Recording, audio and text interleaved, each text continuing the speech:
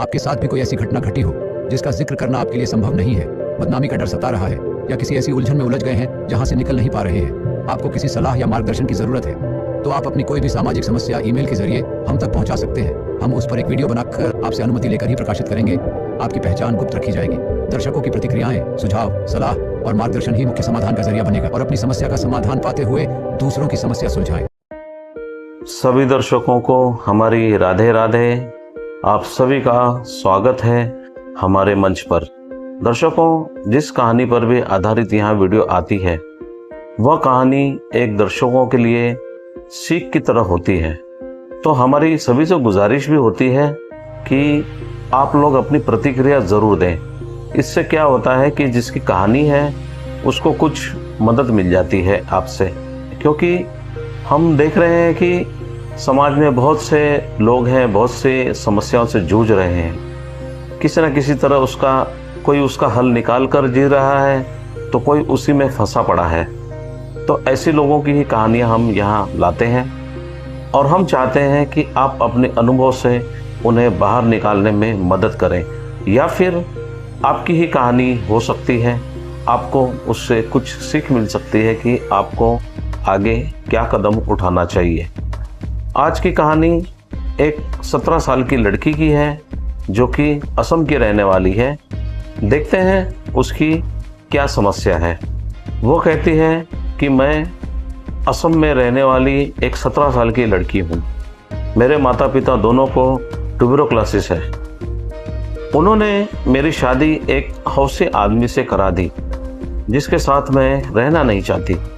मैं नाबालिग हूँ और उनके खिलाफ मैं थाने में जाकर रिपोर्ट दर्ज करा सकती हूँ, लेकिन इन्होंने मुझे इमोशनल ब्लैकमेल कर रखा है। जब भी मैं इनके खिलाफ कोई कदम उठाना चाहती हूँ वह कहते हैं कि यदि तूने कोई गलत कदम उठाया या हमारे खिलाफ कदम उठाया तो हम खाना पीना छोड़ देंगे और भूखे ही मर जाएंगे। और ऐसा वो बहुत बार कर भी चुके हैं और काफ़ी बीमार पड़ चुके हैं, जिसके कारण मैं कोई कदम नहीं उठा पा रही हूँ। मेरी शादी होने से पहले मैंने भागने की कोशिश की थी।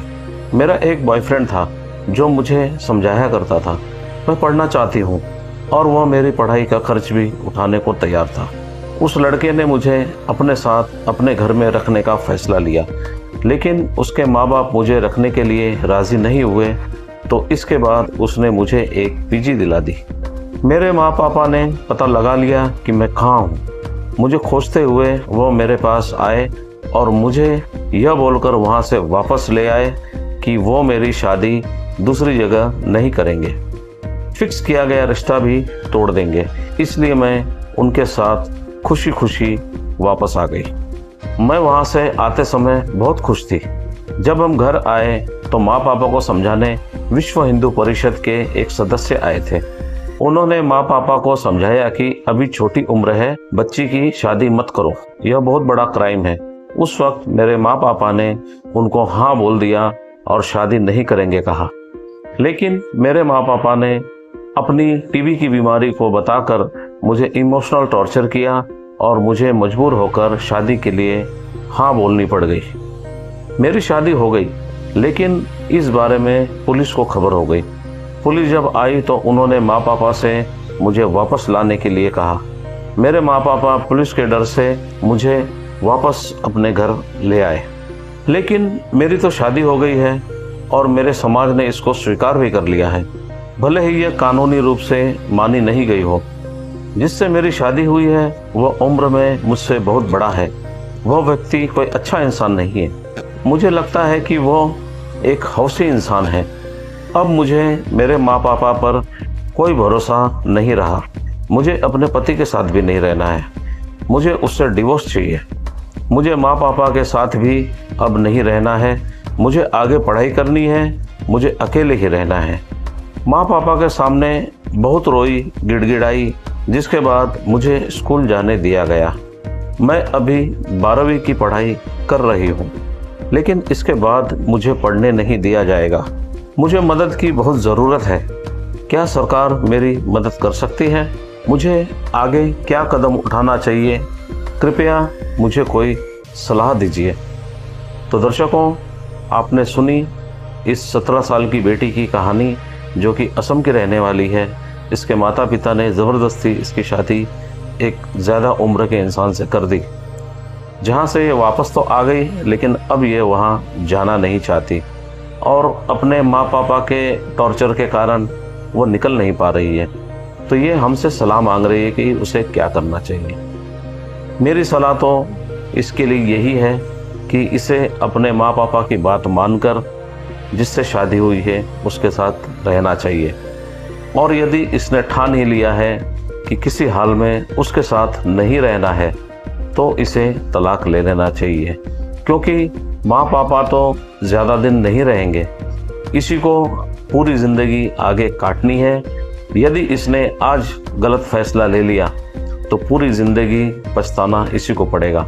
माँ पापा तो चले जाएंगे, लेकिन इसे अपनी ज़िंदगी काटनी मुश्किल हो जाएगी।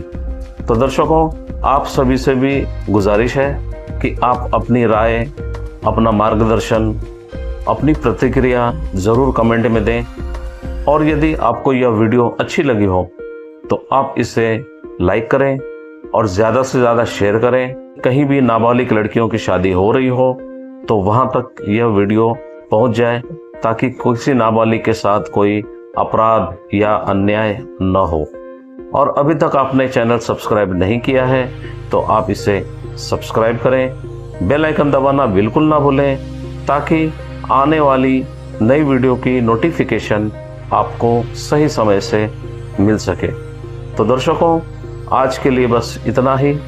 आपने पूरी वीडियो देखी, हमारा साथ दिया, हमारे मुहिम के साथ बने रहे, इसके लिए आप सभी का बहुत बहुत धन्यवाद, और आप सभी को हमारी तरफ से राधे राधे।